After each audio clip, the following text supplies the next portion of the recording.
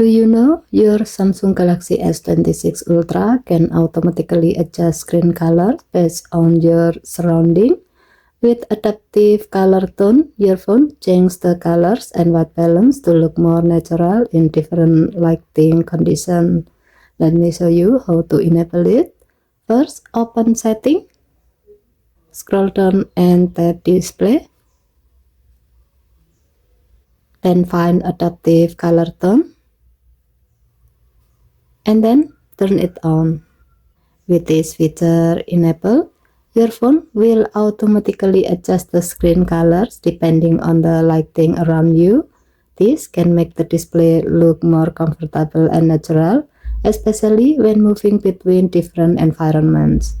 As a note, this feature uses your phone's camera to detect ambient lighting conditions.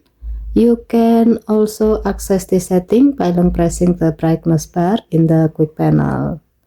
And that's how you make your screen colors look more natural on the Samsung Galaxy S26 Ultra. Okay, thank you for watching. Please help to like and subscribe. Have a nice day.